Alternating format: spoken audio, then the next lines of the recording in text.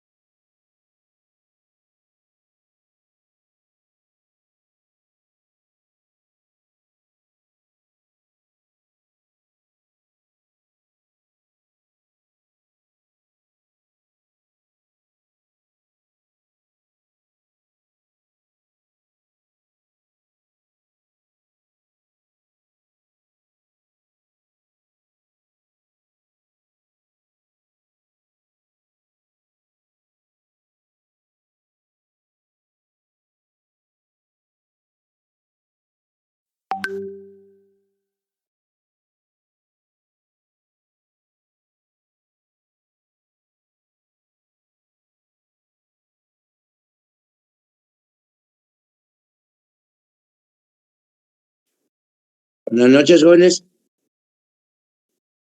Buenas noches, profe. Hola, profe. Buenas noches, profe.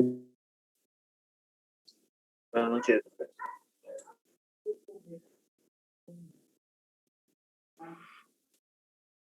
Bueno, ¿en qué nos quedamos en la última clase, jóvenes?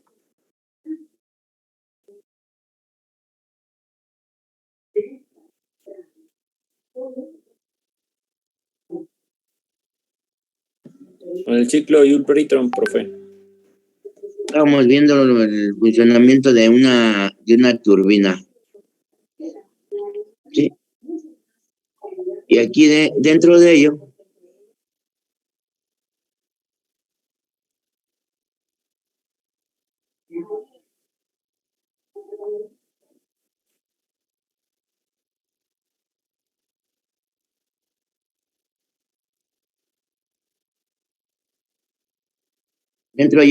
tenemos que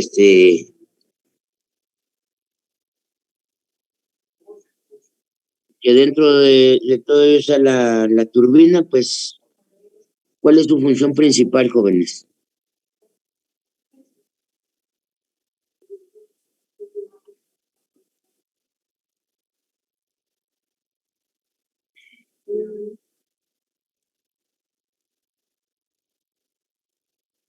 ¿Cuál es la función principal de una turbina?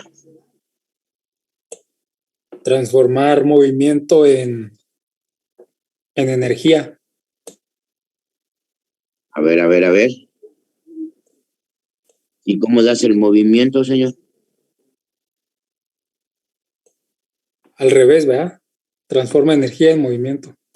Energía calorífica en movimiento. ¿Cómo lo hace? Mediante un proceso, una expansión adiabática. ¿Y cuál es el principio de la expansión adiabática, señores?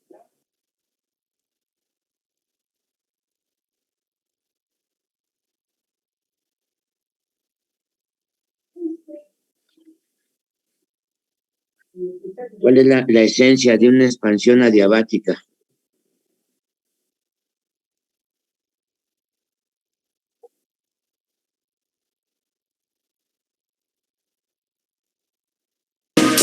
Vamos a tratar de entender. MAN Diesel and Turbo is the world's leading.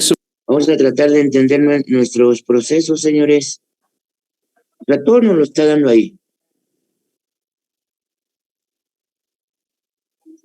¿Cómo manejo la primera ley en un proceso adiabático?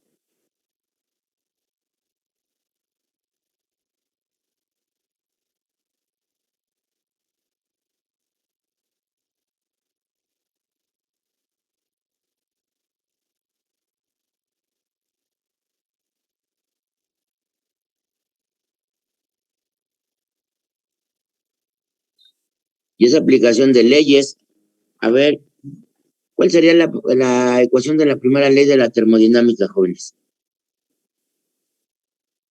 El calor es igual a la energía interna más el trabajo. ¿Eso sí lo alcanzamos a comprender? El calor que yo aplique a un sistema, parte de este se va a convertir en energía interna y parte de este se va a convertir en trabajo. ¿Sí? De ahí partimos. ¿Qué me dice un proceso adiabático?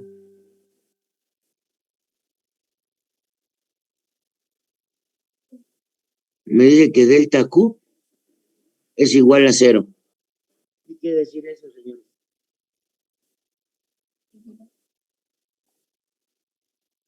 Que no entra ni sale calor.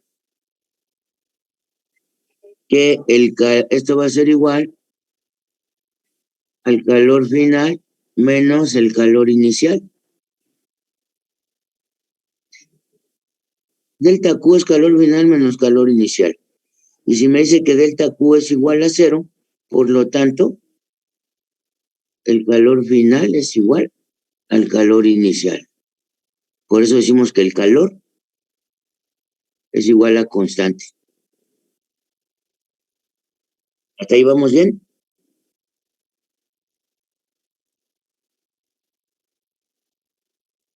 Y son puras deducciones, señores, de lo que nosotros vamos viendo. Son leyes físicas Entonces yo tengo que en un sistema donde la energía calorífica o el calor se mantiene constante, si yo caigo en esta condición, entonces, ¿qué me dice mi primera ley? Si estoy trabajando un sistema o un proceso adiabático, entonces, de acuerdo a la primera ley, yo tendría que delta U más delta W es igual a 0. Si delta Q es igual a 0, por lo tanto, delta U más delta W es igual a 0. ¿De dónde parte? De aquí, señores. ¿Sí? Y si delta U más delta W es igual a 0, entonces yo tengo que la energía interna de un sistema va a ser igual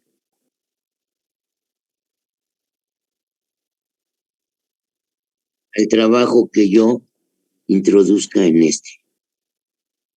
La energía interna en un proceso adiabático es igual al trabajo que yo introduzca.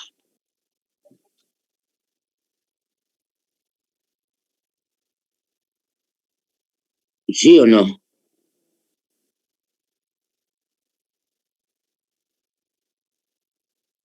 Sí, profe. Y de igual manera, si yo reduzco la energía interna en un sistema,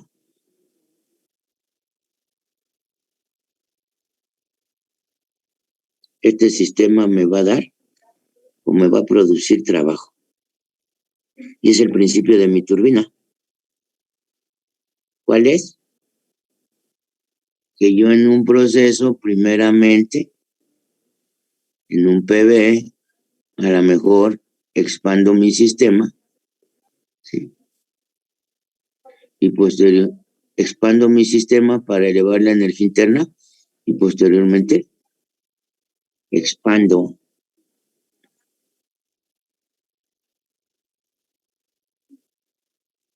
nuevamente. Y aquí, ¿qué va a pasar, señores? Que en un TS, ¿qué me dice? Que primeramente yo caliento. ¿Para qué caliento, señores? ¿Para qué caliento de 1 a 2?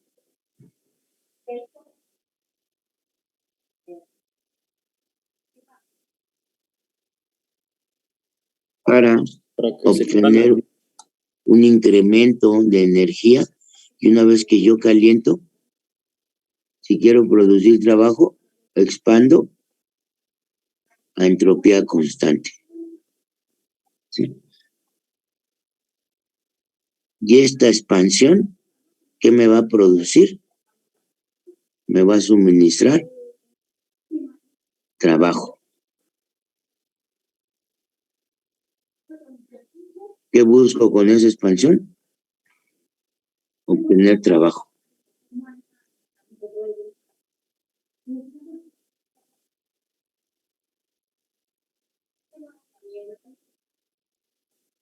Y de aquí, si yo analizo toda esta área, es el trabajo que yo estoy obteniendo. Y toda esta área, ¿qué correspondería, señores?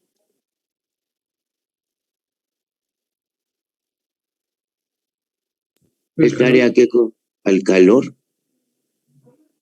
que yo introducí. Y también aquí me dice, pero también vas a tener trabajo en esta área. Esa expansión me va a producir trabajo. ¿Y quién me va a producir ese trabajo?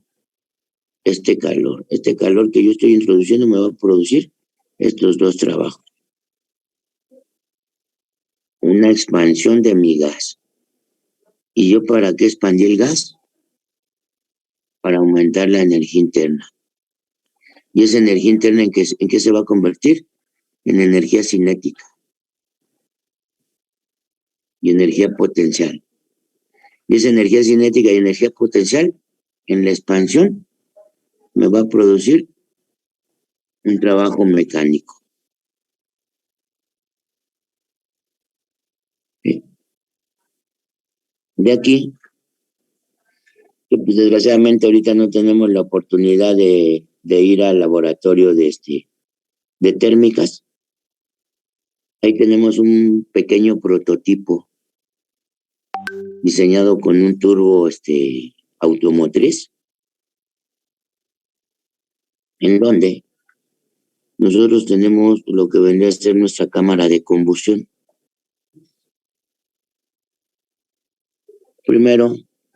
Primeramente, ¿qué es lo que tenemos?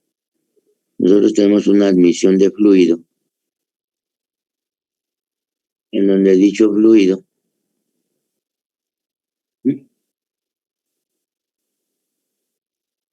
va a entrar a lo que vendría a ser el rodete de mi compresor de flujo axial. El rodete del compresor de flujo axial va a traer una serie de paletas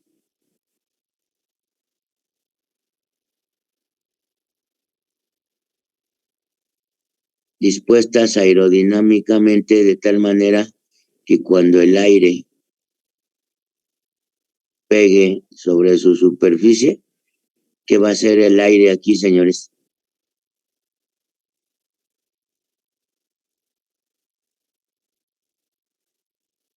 Lo vamos a mover, ¿no, profe? Un reguilete. ¿Sí?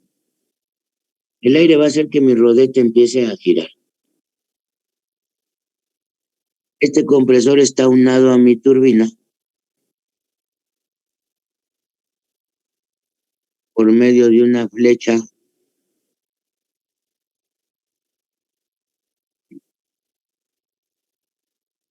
en donde están rígidamente unidos los dos. Y acá en este punto, yo voy a tener un rodete similar, a diferencia de qué, señores. ¿Qué diferencia hay entre el rodete del compresor y el rodete de mi turbina? Tiene un estator, ¿no, profe?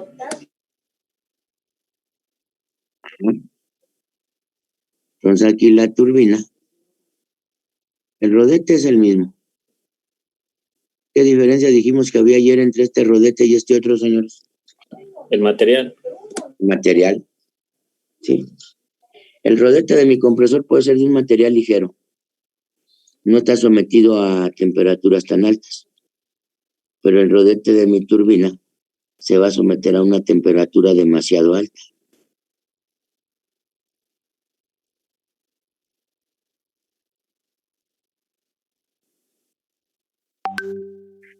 En donde nosotros aquí tenemos un estator.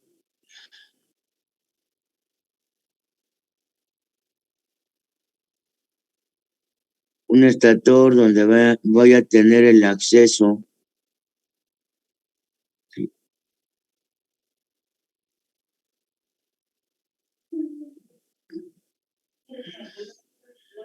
voy a tener el acceso en este caso, ¿de qué sería, señores? De aire caliente, en donde yo aquí voy a estar introduciendo una masa, ¿sí? Una masa de aire caliente. Aquí introduzco esa misma masa de aire caliente y por medio de toberas yo voy a ir dirigiendo ese aire a las propelas de mi turbina. Entonces aquí el aire entra. ¿Qué pasa cuando yo produzco una reducción de diámetros en un conducto? Aumenta la presión, ¿no? No, señor. Aumenta mi velocidad. Principio de un tubo Venturi. Ah, cierto, profe, sí. Un tubo Venturi, yo tengo esto.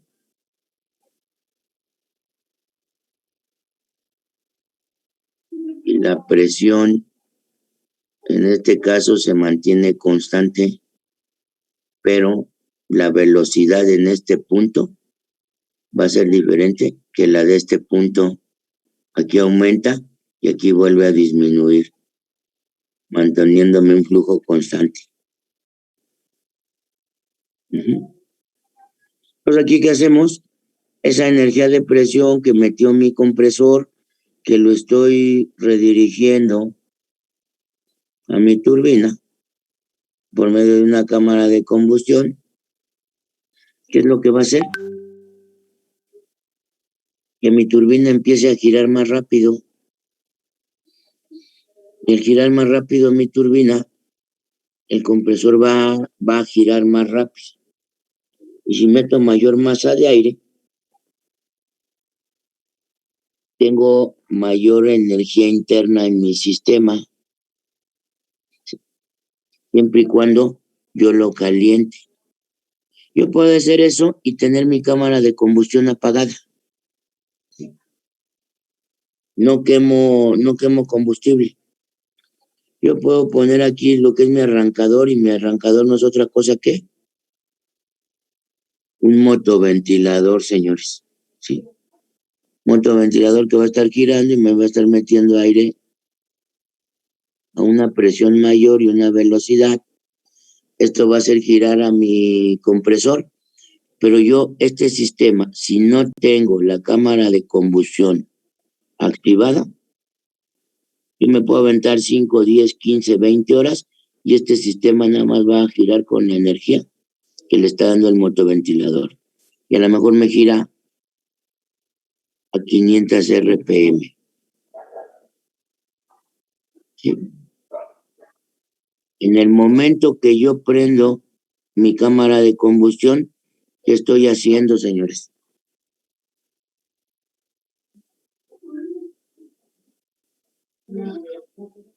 ¿Qué función tiene la cámara de combustión?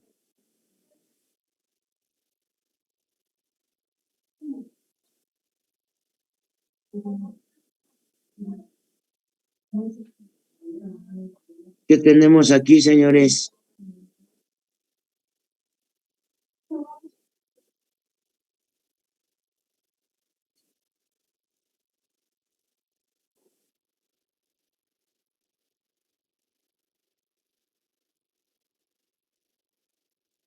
Aquí tengo 1, 2, 3, 4 y 5 en un PB y en un TS. ¿Qué tendría, señores?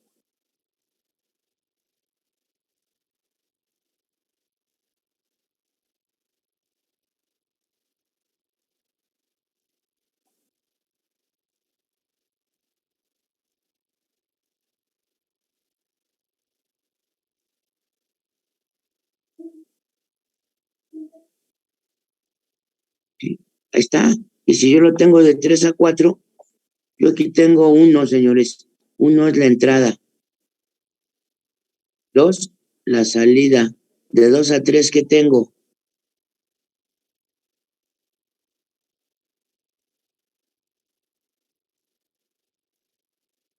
¿Qué tengo de 2 a 3? Una expansión.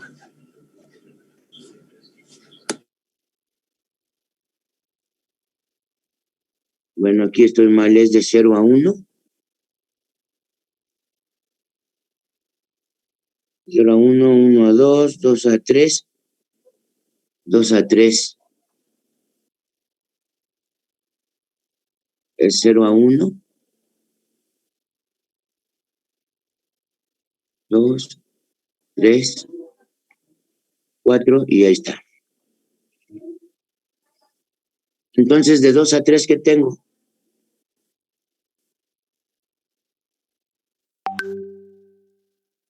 Una expansión. ¿Cómo expando?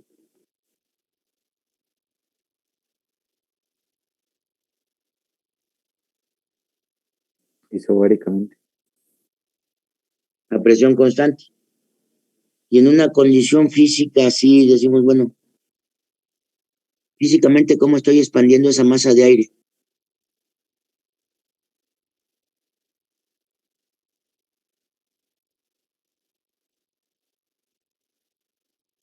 ¿Qué hago de 2 a 3, señores? De 3 a 4.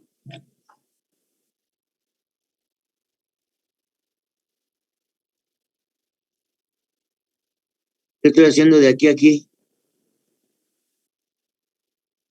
Suministrando energía calorífica. Ese. Estoy suministrando calor. ¿Y ese suministro de calor para qué es? Para que mi gas se expanda, para que mi gas agarre energía interna y esa energía interna se convierta en mi estator de la turbina en energía cinética. ¿Y esa energía cinética qué va a hacer? Que los álabes de mi turbina giren más rápido. ¿Qué pasa si yo no caliento? Si apago mi cámara de combustión.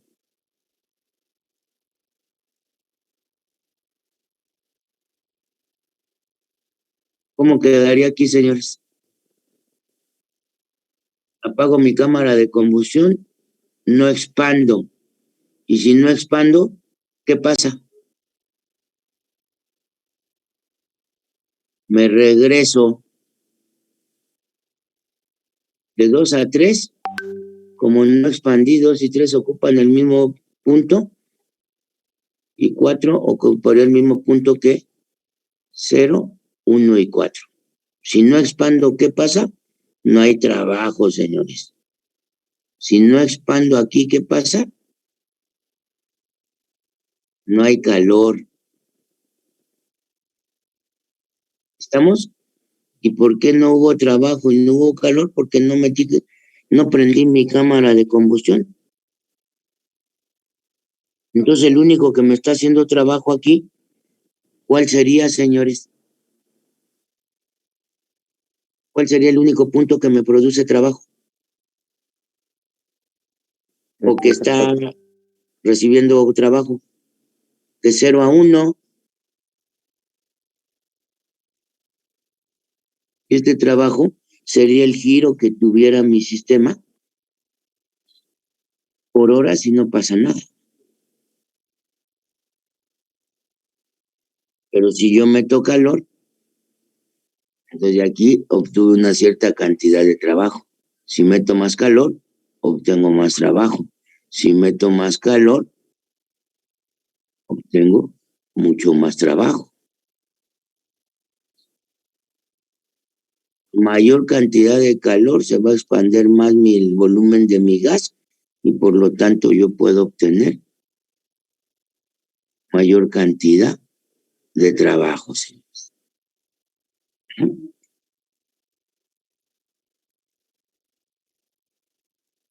Y aquí en nuestro ciclo didáctico de laboratorio, pues decimos, bueno, es un compresor y una turbina. Claro que esto nos conlleva, aquí lo vemos muy sencillo, pero si lo analizamos, este sistema que tiene que tener aparte un muy buen sistema de enfriamiento, porque esta flecha me va a girar hasta 45,000, 50,000 RPM, si no es que más. De 500 se me puede ir hasta 70,000 revoluciones por minuto. Ahora imagínense. ¿70,000, profe? 70,000. Entonces sí ha de ser una flecha muy gruesa, ¿no? Porque también me imagino que ¿a poco depende no? la potencia, por decir, la potencia que genera ese prototipo es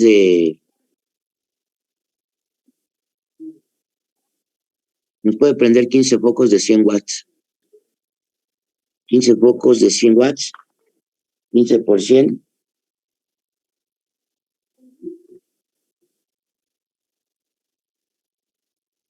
$500. De 1500 kilowatts.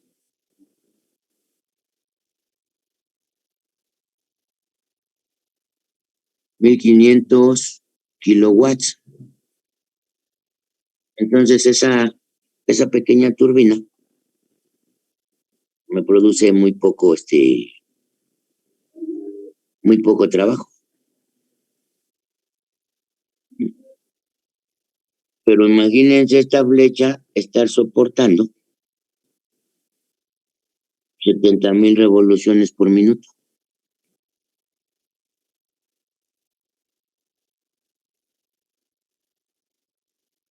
Y tomen en cuenta que esta flecha, yo tendría que inyectar aquí aceite. Tendría que tener un medio de lubricación y aparte tendría que tener un medio de enfriamiento. Tengo que estarlo enfriando con agua. Es como lo que explicaba ayer la persona del video del turbo, profe. Sí, y es lo mismo.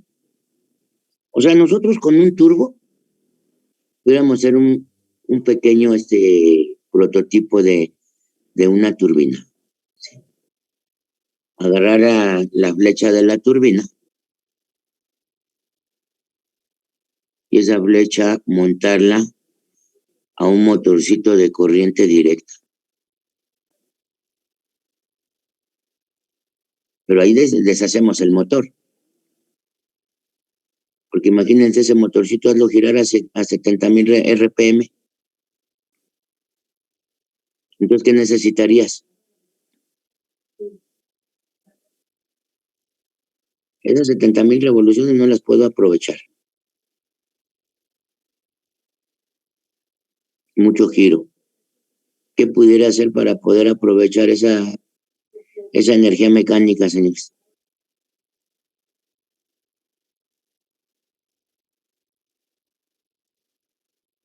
Un reductor de velocidad.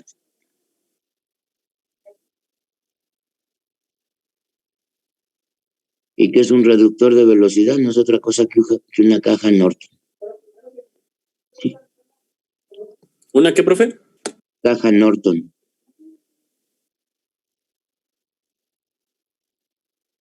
¿Esa cómo es? Un sistema de relación de engranaje. ¿Engranes? Ah, ok. ¿Qué pasa si tú aquí tienes tu flecha que gira a 70,000? ¿Sí? Le pones un engrane pequeño y aquí le pones un engrane 10 veces más más grande. Entonces de ese 70,000, pues te gira a 70, pero entonces te bajaría a 7,000. Y con esas 7,000 revoluciones, tú aquí puedes tener otra condición de uno pequeño y otro grande, y lo bajas a lo mejor a 3,000. Y si es esa condición, de nuevo, uno pequeño y otro grande, y lo puedes bajar a 2,500, 1,000, no sé, las revoluciones que tú quieras. Ah, ok, sí, ya entendí, profe, gracias. Y ya con ello, entonces tú aquí tendrías tu salida de que a lo mejor estás manejando, no sé, 30,000, eso ya cuestión eléctrica, 300, 400 revoluciones por minuto, que te estén moviendo ahora sí a tu motor, ¿sí? Tu motor de corriente directa que va a ser un generador, y ahí estás generando tu condición.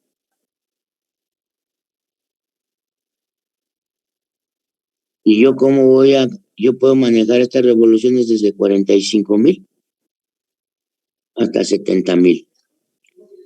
¿Cómo voy a tener el control de esas revoluciones, señores?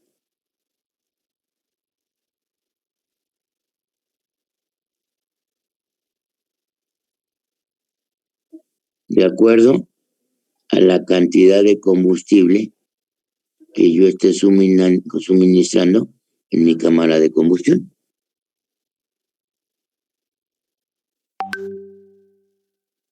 Yo quiero revoluciones mínimas, doy la cantidad de combustible mínimo de tal manera que mi sistema esté en ralenti. No me va a generar mucha potencia, pero va a estar funcionando, va a estar girando. Quiero que ya me genere, empiezo a dar mayor cantidad de calor. Mayor cantidad de calor significa mayor expansión significa mayor giro en mi turbina, Mayor giro en mi turbina significa mayor entrada de aire. Y es un ciclo infinito. Y si yo no lo paro, señores, esto revienta. Yo tengo que tener ahí el control de la temperatura máxima de techo que le llaman. Y la temperatura máxima va a ser la temperatura máxima que pueden soportar los álabes de mi turbina.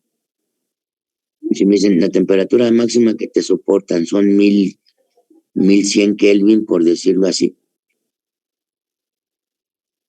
yo no puedo pasarme de esa temperatura. Y por recomendación yo tengo que trabajar un 15-20% abajo. Entonces yo tendría que trabajar a 800, 900 Kelvin.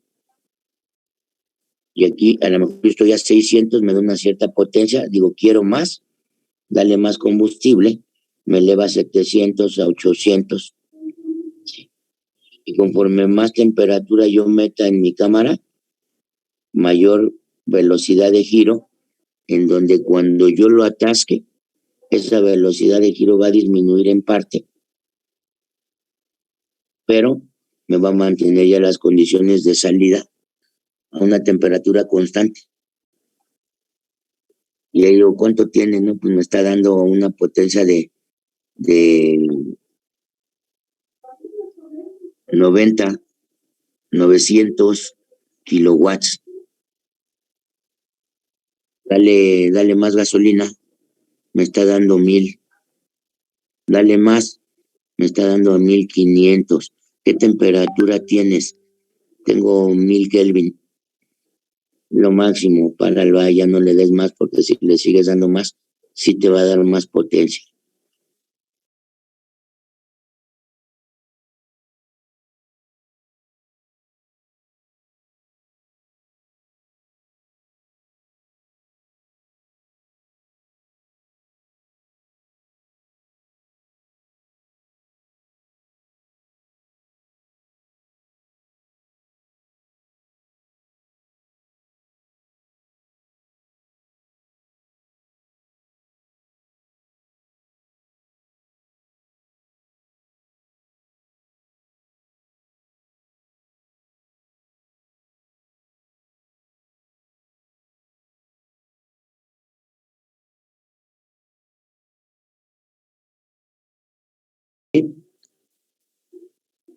Y ahí entra, señores, no sé, hace como 5 años, no sé si escucharon hablar del hombre de turbina.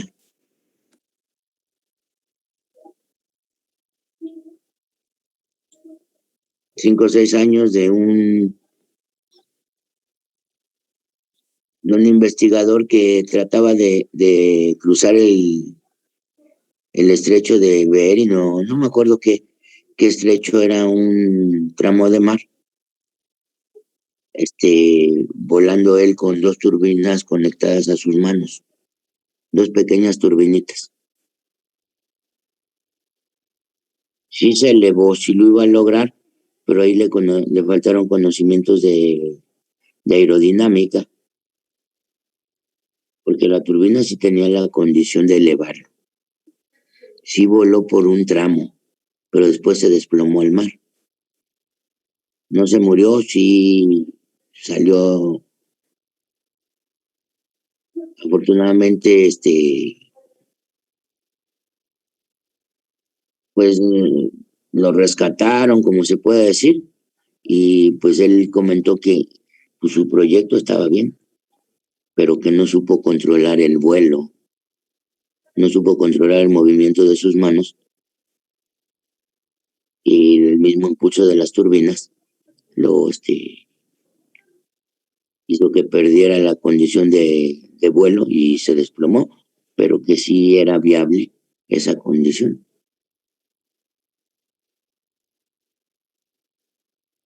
Tener un dispositivo que nos pueda elevar y nos pueda transportar. Ahora, ¿dónde se ocupan las turbinas de gas?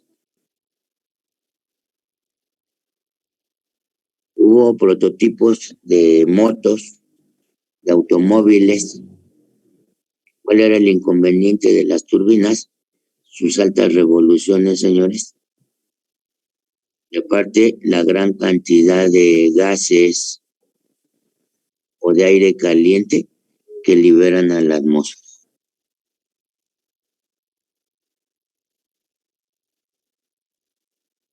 Eso en cuanto al ramo de motocicletas y automotrices. Imagínate, el canijo le acelera y el carro que viene atrás lo va a chicharrar. Lo va a chicharrar porque es aire demasiado caliente. Sacar ese aire hacia arriba, ¿qué tan alto? Y pudiera quemar lo que está arriba del carro, ¿no? Entonces, dentro de la condición de turbinas, es un área de motores bien extensa. Es un motor de combustión interna. Que habíamos dicho que era un motor, señores.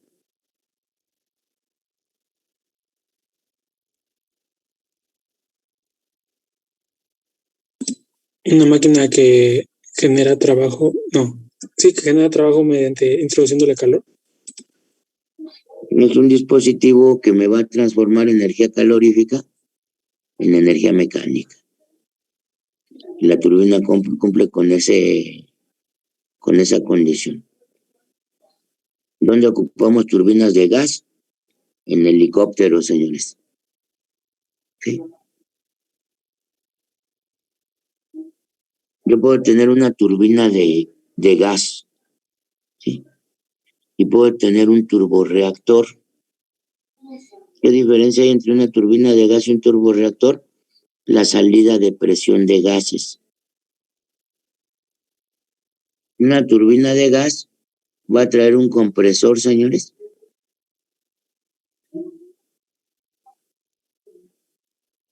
Va a traer su cámara de combustión.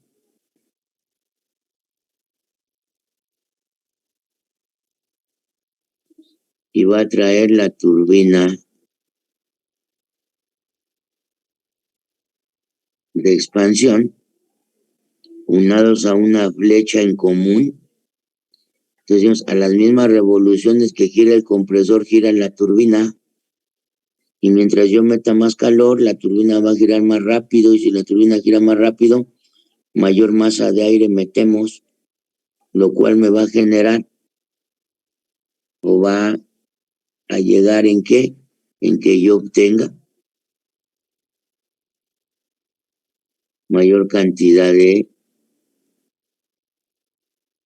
par de torque.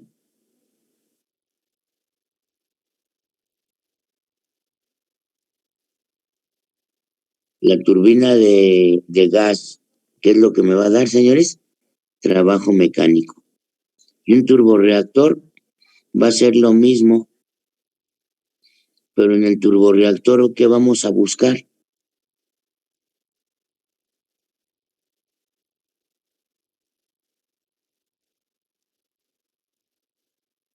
¿Qué buscamos en el turborreactor, jóvenes? No sé dónde les apunté esto.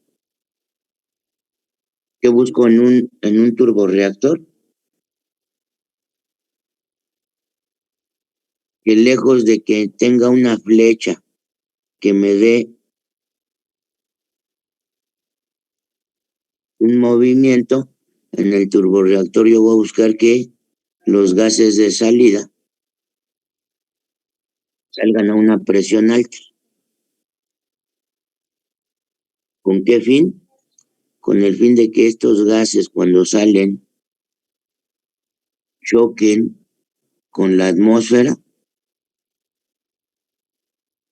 y ese choque de la atmósfera me produzca un impulso, pero de todo el sistema, compresor, cámara de combustión y turbina.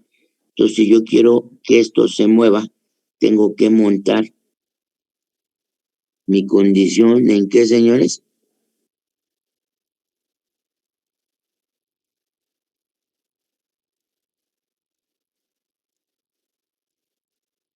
En un dispositivo sobre ruedas. Un turborreactor tiene que ser desplazable. tiene que desplazar. Yo prendo mi equipo, en el momento que yo dé más cantidad de combustible, va a entrar más aire. Entra más aire sale a través de mi turbina. Ese aire va a chocar con la atmósfera y me va a producir un empuje. Y ese principio es el que se aplica en los aviones, en los Boeing X. Y ustedes dicen, bueno, me subo al avión y trae sus turbinas en sus alas. ¿Qué hace la turbina? ¿Cómo es que impulsa, no? ¿Y cuál es el impulso? De que en la ala del avión, la turbina, en este caso el turborreactor, va a sacar aire a alta velocidad y alta presión para producir ese empuje. Vamos a ver si vemos el... Profe, ¿y ahí la presión se va como actualizando debido a que pues, va aumentando su altura al avión? Sí. Ahí, ¿qué hace el piloto? Quiere mucha presión. O sea, cuando el avión va planeando, con los alerones de las alas va manteniendo su altura. Se quiere elevar, activa las turbinas. No sé si cuando van en el avión se escucha cómo empiezan a funcionar. Empieza a oírse ese accionamiento de estas. O sea, cuando va a despegar sobre todo, ¿no? Va lento. Cuando quiere agarrar velocidad empiezan a trabajar las turbinas mucho más rápido. Hay mayor empuje. Llega un momento en que la misma velocidad y el mover los alerones hacen que el alerón eleve al avión. Una vez que va en el aire, si necesitan ascender a más altura, aceleran sus turbinas y te va dando ese empuje. En cambio, en un helicóptero no tenemos ese empuje. Un helicóptero, ¿qué va a tener aquí, señores? Una caja Norton que les va a estar bajando las RPM, porque imagínense que ustedes quisieran trabajar esa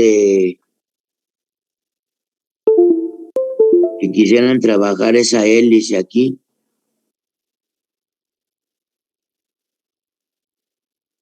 Tienen su salida.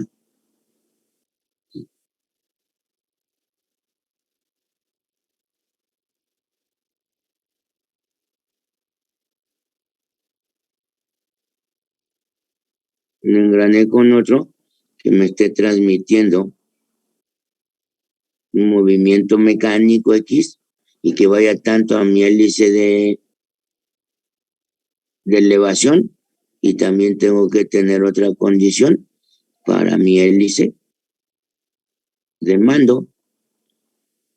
Pero ahí el helicóptero funciona condición mecánica y el avión o el Boeing funciona con turborreacción. Pero es el mismo principio, un compresor de flujo axial, una cámara de compresión y una turbina. Aquí no ocupamos la energía mecánica, ocupamos la energía de presión que me está sacando este proceso, este sistema. Profe, ¿cuál es el combustible que utilizan? ¿Debe ser de alto octanaje o cómo? Bueno, dentro de Comisión Federal pueden ocupar gas butano, pueden ocupar diésel, pueden ocupar gasolina. Anteriormente, Comisión Federal se comprometió a utilizar combustibles limpios, pero en tiempo atrás metían colchones, perros muertos, aceite quemado. ¿A poco sí, profe? ¿Sí? ¿Agarraban parejo o qué? Todo lo que produjera calor, allí va una primera cámara de combustión. Y ya para mantener revoluciones, una segunda. Pero cuánto ahorro en combustible no se daban. y todo lo que produjera calor lo podían quemar. Cualquier tipo de combustible, sea biológico, sea fósil, sea lo que sea. Esta caca de vaca, dicen que metían. También se inflama. Y dentro de los aviones, pues como es el proceso un poquito más delicado, más seguridad, pues meten un combustible con mayor octanaje que se conoce como el gasavión.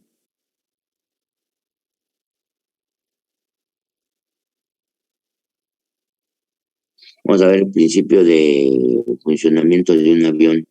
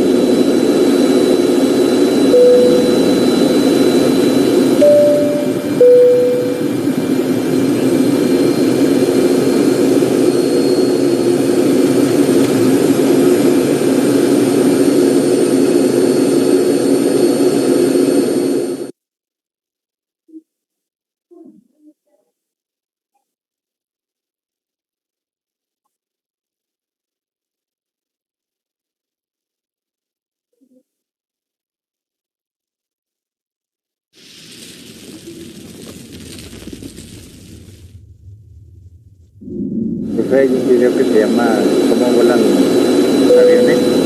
Que aparece.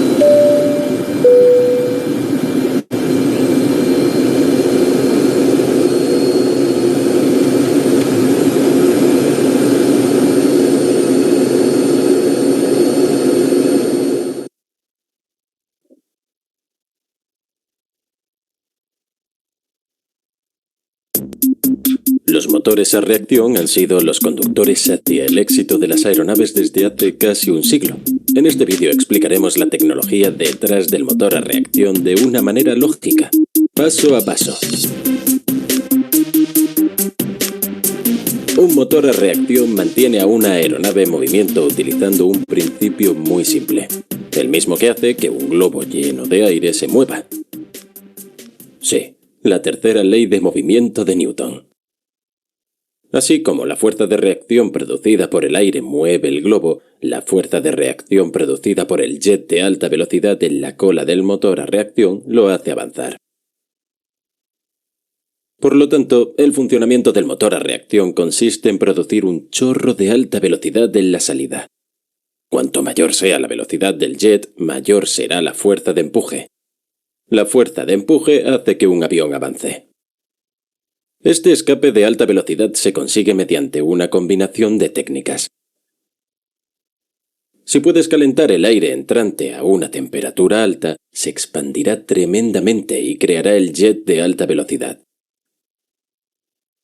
Para ello se utiliza una cámara de combustión.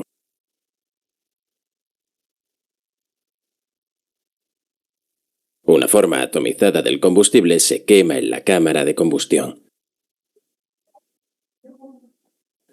La combustión efectiva requiere que el aire esté a una temperatura y presión moderadamente altas. Para llevar el aire a esta condición se utiliza un conjunto de etapas de compresor. ¿Ese qué sería, señores? Mi compresor de flujo axial. Lo que pasó antes, profe, es como una hornilla, se puede decir. Pues pues sí, una hornilla, por ahí tú estás metiendo combustible, está pasando aire a través de la cámara de combustión Y lo Y la calienta. mezcla aire, combustible y una chispa, te va a prender tu sistema. Y el aire que va entrando a través del compresor se va a calentar, se va a expander y va a ir a pegar a los álabes de tu turbina. El compresor y la turbina van aunados por una misma flecha. Eso, recuérdenlo. Entonces, mismas revoluciones del compresor son las mismas revoluciones de la turbina.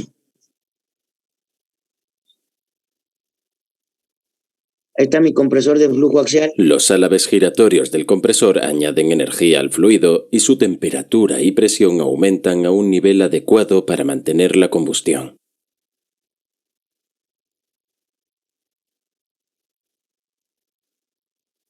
El compresor recibe la energía para la rotación de una turbina, que se coloca justo después de la cámara de combustión.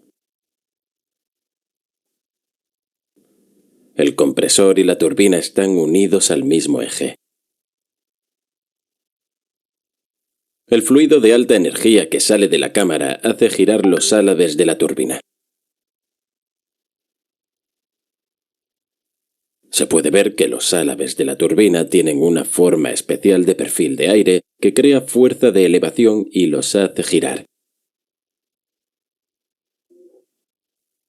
A medida que la turbina absorbe energía del fluido, su presión disminuye. A través de estos pasos hemos logrado nuestro objetivo: un aire realmente caliente y de alta velocidad emitido por la salida del motor. La carcasa del motor se estrecha hacia la salida, lo que resulta en una velocidad de jet aún mayor.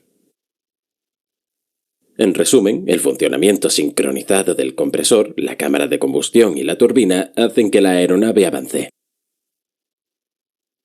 Los aviones modernos usan un arreglo compresor-turbina ligeramente mejorado llamado dos bobinas. Aquí se utilizan dos etapas independientes de turbina-compresor. El eje del compresor-turbina exterior pasa concéntricamente por el interior.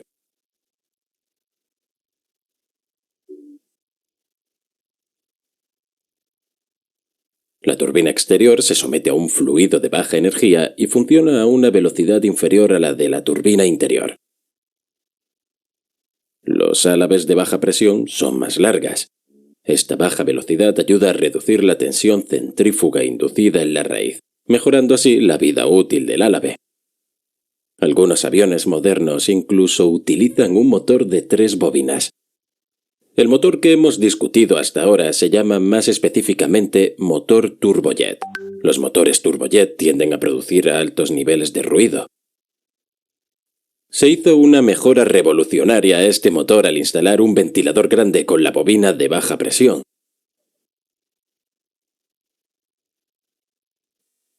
Estos motores se denominan motores turbofan y casi todos los aviones comerciales funcionan con ellos.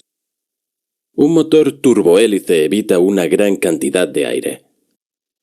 El conducto de paso siempre más estrecho proporciona una buena velocidad de jet al aire desviado.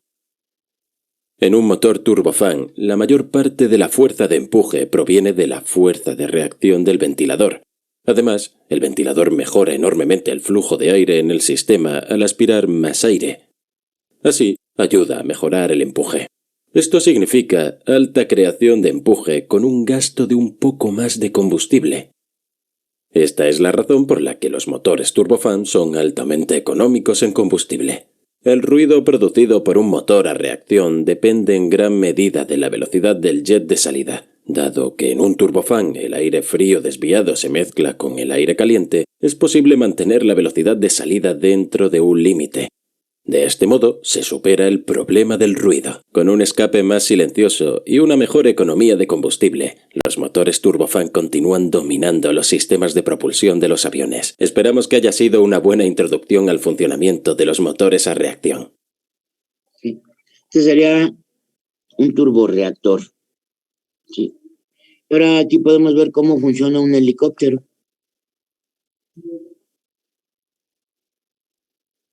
Este es el turborreactor. Y vamos a ver un helicóptero.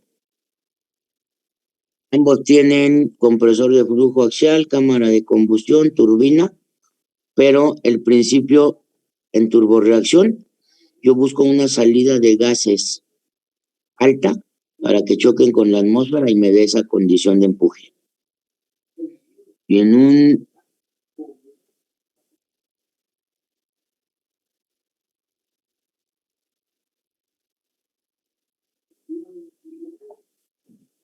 una turbina de helicóptero.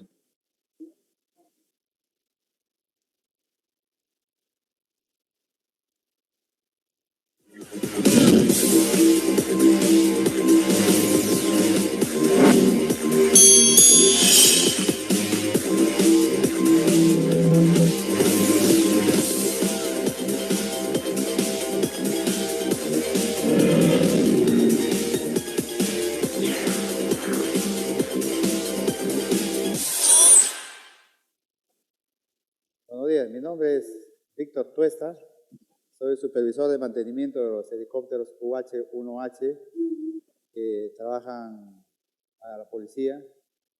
Son helicópteros de utilidad, como tenemos acá, que nos sirven para transporte de tropas, transporte personal, evacuación de heridos y múltiples funciones.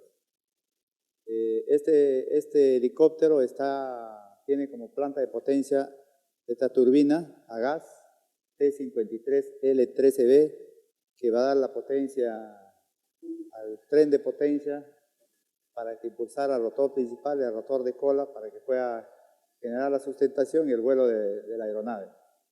En este caso, esta turbina T53L13B genera una potencia de 1400 caballos de fuerza, ¿ya?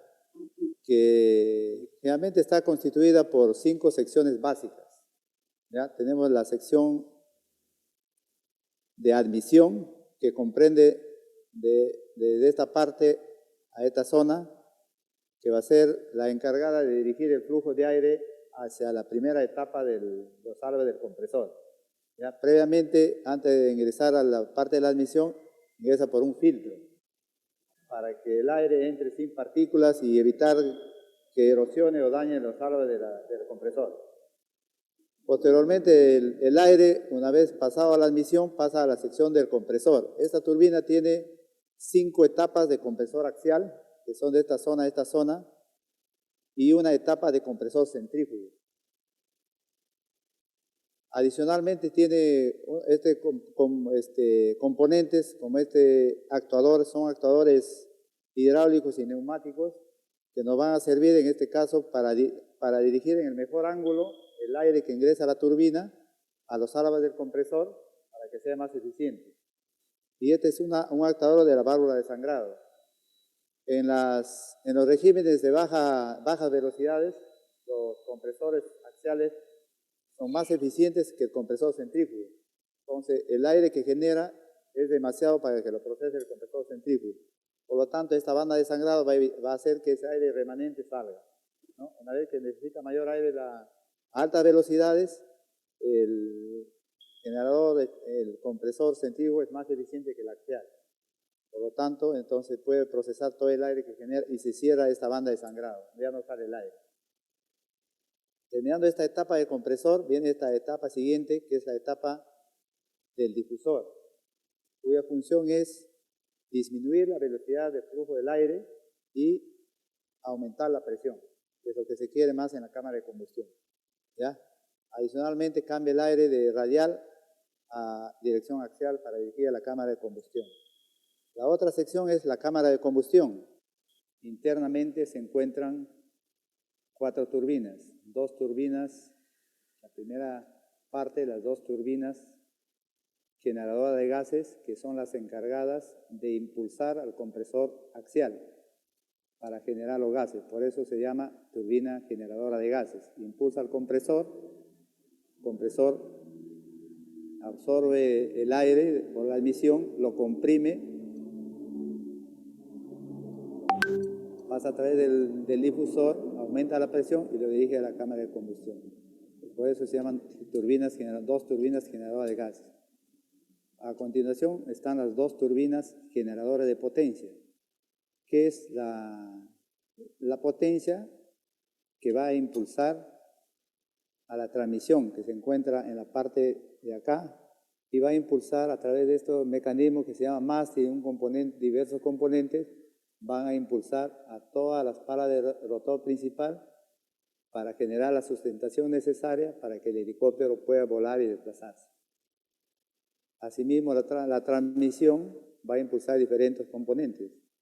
A través de esta zona de acá, a través de un eje, va a llegar a la parte posterior para impulsar al rotor de cola, que es el control direccional del helicóptero, el que va a controlar la dirección del helicóptero y va a eliminar el antitorque generado por el rotor principal. Entonces ese es el trabajo de la turbina de potencia, ¿ya? Las terceras partes del aire que se comprime son para...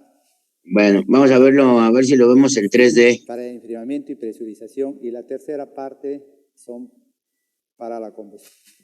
¿Ya? Allá al lado hay cómo vuela un helicóptero, ¿no, profe? A la derecha. ¿Mande? Pasado los gases. Al lado, profe. ¿cómo vuela un helicóptero? Luego. A la derecha. Es parte del difusor de escape. Abajo. Difusor de escape. Ahí. Bueno, ahí les da la condición no tanto del motor, sino cómo se mueven lo que vendrían a ser sus hélices de elevación y cómo se mueve el hélice de control. Pero aquí lo que más nos interesa pues sería ver cómo funciona ese motor en 3D, ¿no?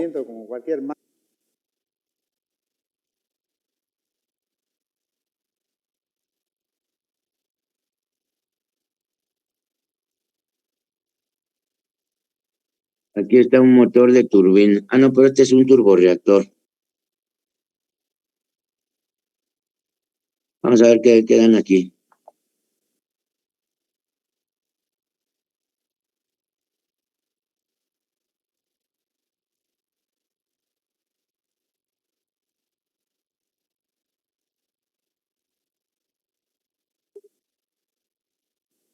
Ahí estaría un concepto bien simple. Entra aire, ese aire empieza a mover a mi compresor, el compresor dirige el aire a mi cámara de combustión expande ese aire y lo hace pasar a través de mi turbina. Conforme la turbina empieza a girar más rápido gira el compresor, mayor cantidad de combustible requiero para mayor potencia. Ahí estaría el concepto más simple y aquí tendría mis dos cámaras de combustión, señores, que estarían calentando al fluido para que se expanda y haga que mi turbina gire a altas revoluciones.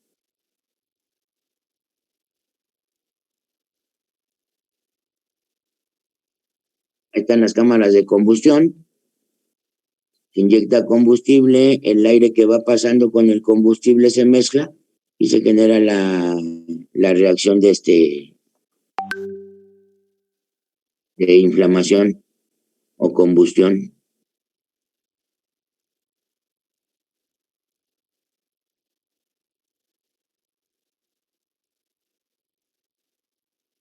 Ahí son distintas a la del primer video, ¿verdad, profe? ¿Mandé? Ahí su cámara de combustión es distinta a la del primero, ¿verdad? Sí, o sea, aquí lo que hay que ver, en un determinado momento, jóvenes, lo que tendríamos que ver es ¿cómo les diré? Como cualquier máquina, el principio de operación, tú dices una cámara de combustión, pues lógicamente ejemplo, la tecnología va a permitir la lubricación interna de todos los componentes. Va avanzando. Entonces cada vez anteriormente las cámaras de combustión pues eran procedimientos físicos. Ahorita ya son procedimientos electrónicos, entonces todo va cambiando. Pero el principio de los motores sigue siendo el mismo. Por aquí me decían que les interesaba cómo vuela un helicóptero.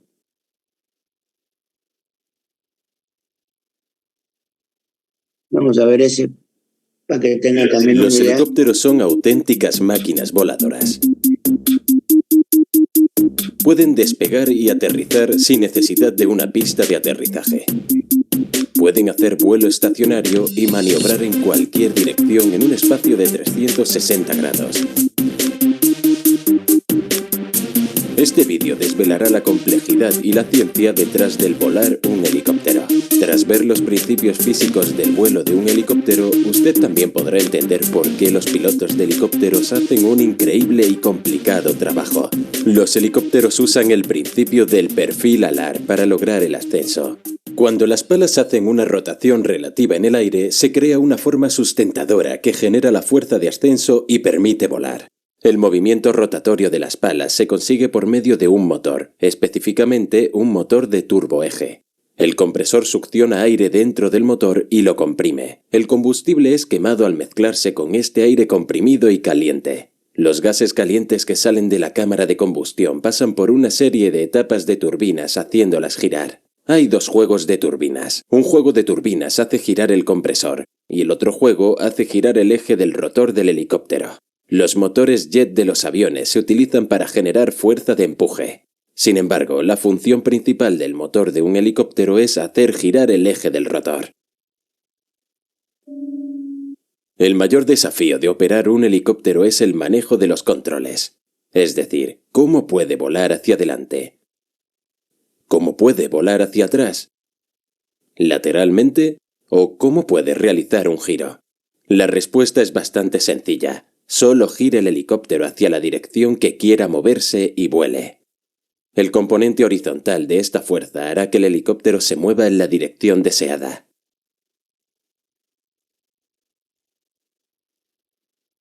El componente vertical de la fuerza de las palas balanceará la fuerza gravitacional. Ahora el gran desafío es cómo girar el helicóptero de la manera deseada.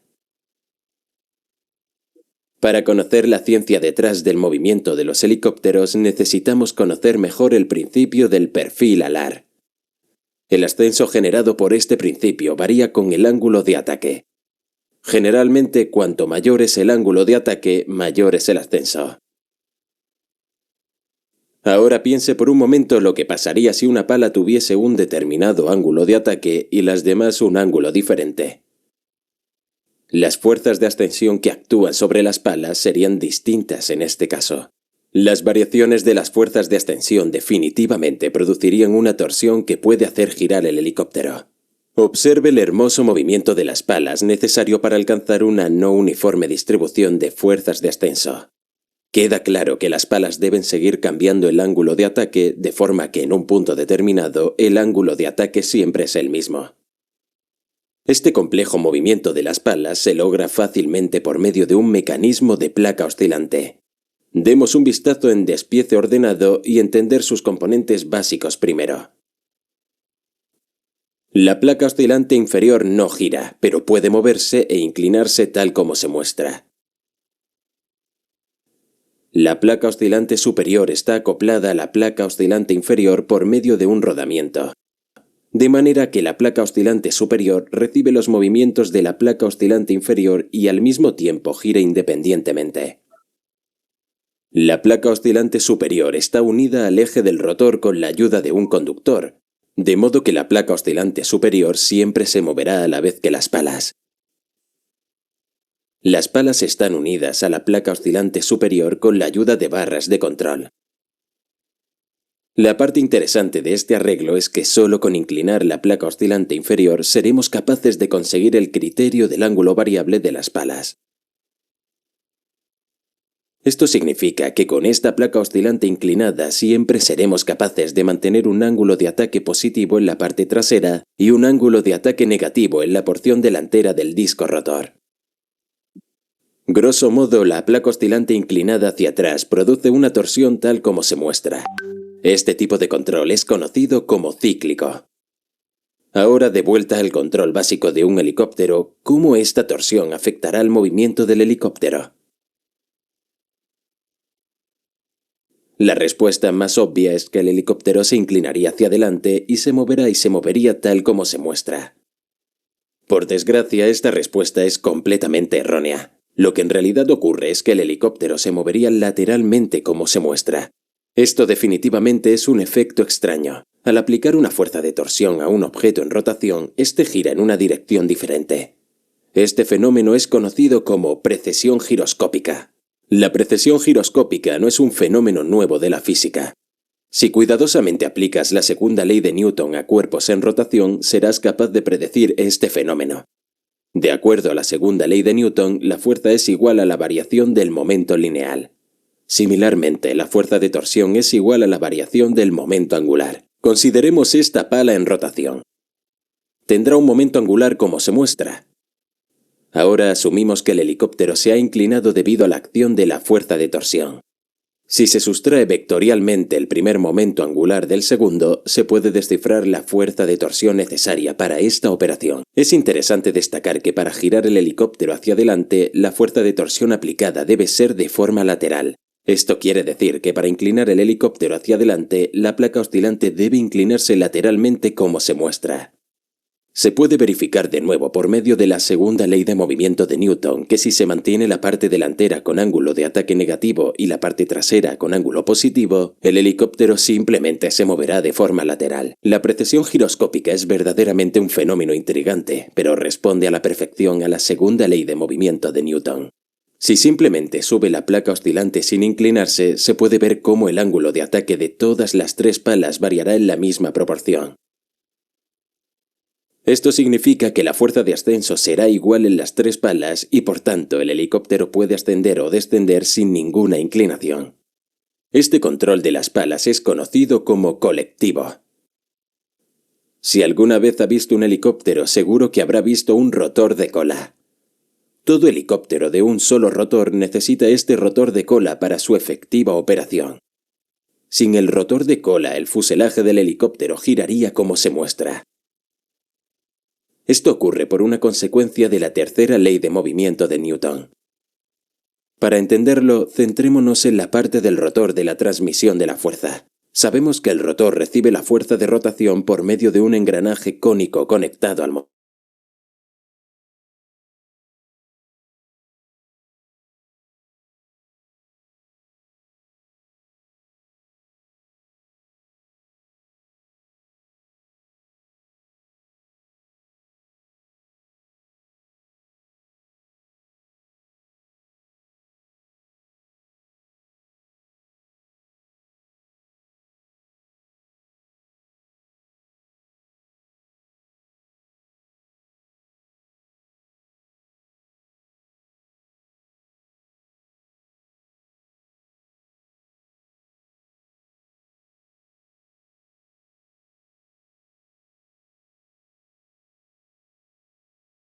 De las palas junto al centro de gravedad del helicóptero.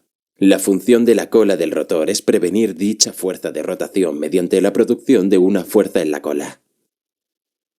Al ajustar de forma apropiada el ángulo de paso de las palas del rotor de cola, el piloto puede fácilmente manipular la fuerza producida. De esta manera, con la ayuda del rotor de cola, se puede también conseguir el movimiento de guiñada. Toda la física detrás de la operación de un helicóptero significa que pilotear un helicóptero es verdaderamente una tarea desafiante. Variaciones de minutos en el ángulo de las palas se traducen en grandes variaciones en el comportamiento del helicóptero. A menudo el piloto debe realizar 2 o más operaciones en combinación para conseguir el movimiento deseado.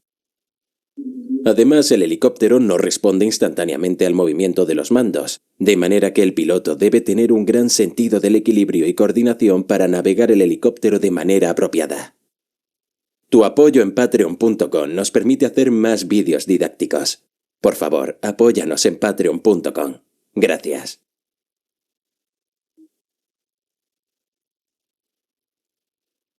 Bueno, estaría, jóvenes. Vamos a dejarlo Un por motor hoy. de turboeje actúa como la central de potencia en los helicópteros. Vamos a dejarlo por hoy aquí. Vale, profesor. Tengan buenas noches. Profesor, gracias. Gracias, profesor, igualmente. Gracias, profesor, igualmente. Hasta luego.